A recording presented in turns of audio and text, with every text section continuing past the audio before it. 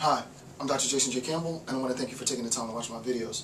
I'm continuing my Nietzsche series in section 9.3 of the analysis. Obviously, we'll be doing Nietzsche's Will to Power. The notes begin on page 47 of my notes. If you want to follow along, print out the notes, click the banner that pops up, or click the link in the description field. It'll take you to the notes. As you guys know, I'm using the Walter Kaufman translation of Nietzsche's Will to Power. And with that, let's begin section 9.3. This is Will to Power. Will to Power. And this is section 9.3. And it's going to cover notes 274 to 277. Okay. I'll automatically switch to another marker. I want my marker to be flowing. Okay. As we've done, just a quick recap, as we've done in the previous section, we went and analyzed and tried to make sense of what I'm classifying as the construction of the social, right? And as I said before, time and time again, you can talk about the social construction of X, and that base is usually used as a foundation to ground some social scientific assessment of X. But you can talk about the construction of the social, so that the construction of the social is more foundational, is more seminal than a discourse on social construction, social constructionism, right? The construction of the social is primordial. Nietzsche says, just a quick recap, that we can talk about the construction of the social in two senses, right? We can talk about the conditions in which we talk about the formation of society,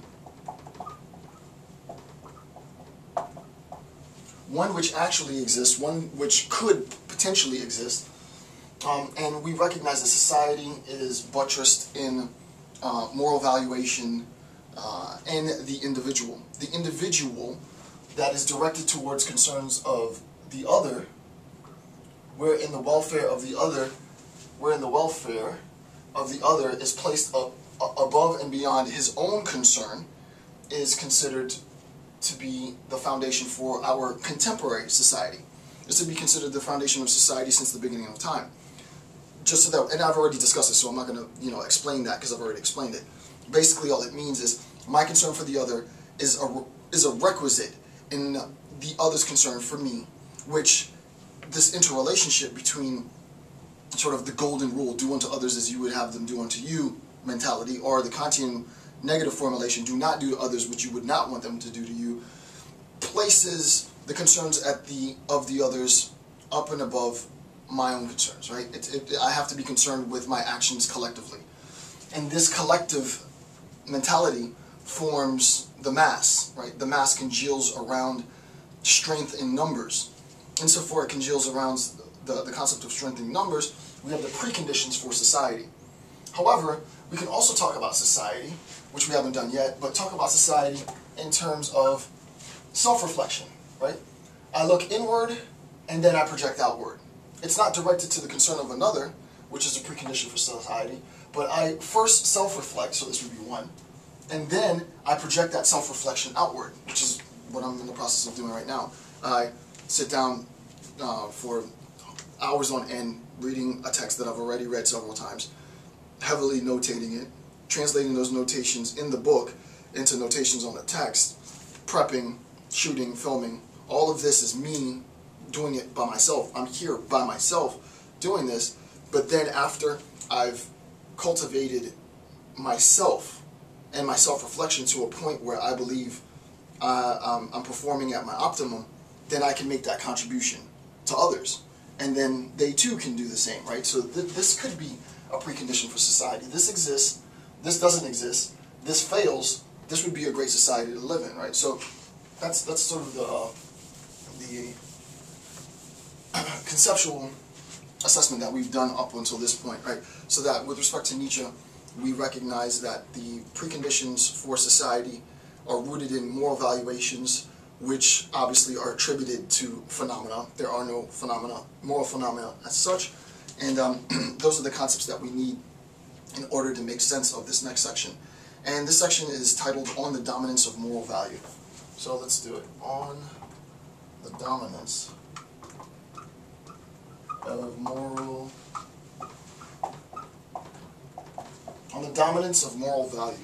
Lots and lots of discussion on morality. The first time I picked up Nietzsche's text, I didn't realize that what I was really getting is a heavy dose of ethics. Initially, I thought it would be something else.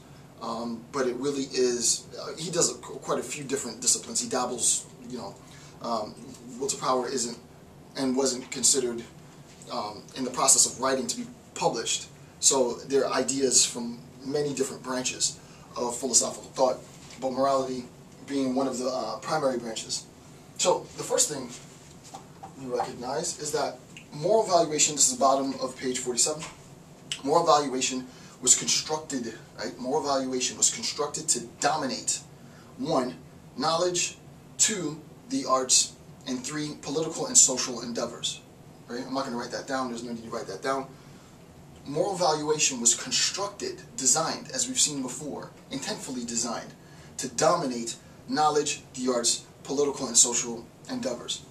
And as we saw in the last section, maybe if it wasn't the last section, it was the section before, Nietzsche says that, and it would be awesome if I could find it, Nietzsche says something along the lines that the individual devotee within this sort of dogmatic system does not in any sense entertain 1. Self-reflection, and 2. Critical discourse. Right? There is no discourse, there is no dialogical exchange.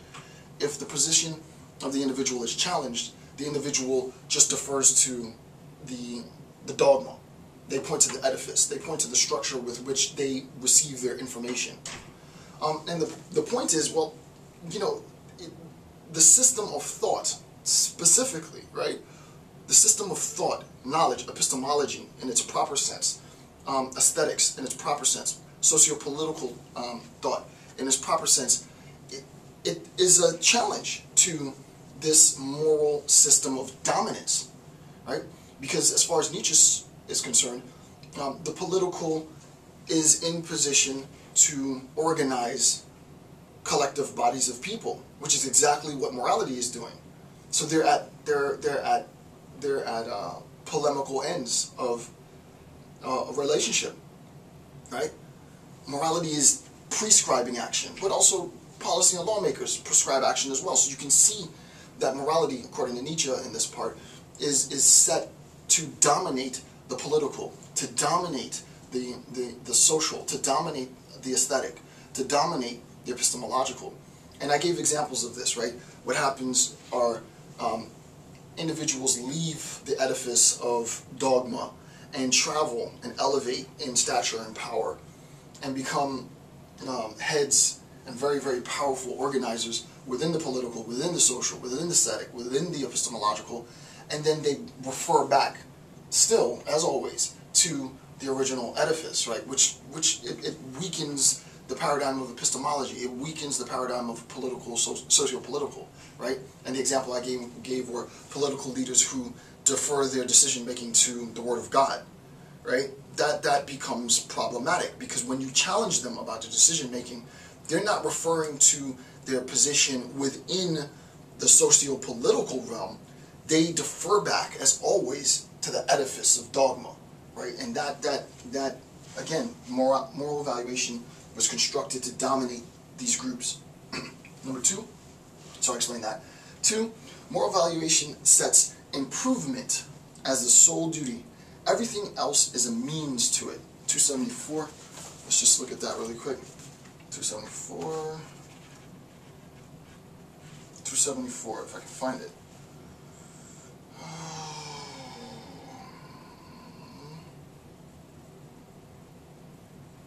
Everything else is improvement, the sole duty. Everything else is a mean. This is no 274. Everything else is a means to it, or a disturbance, hindrance, danger, consequently to be combated to the point of annihilation. Right? Improvement is the end. Right? Improvement is the end.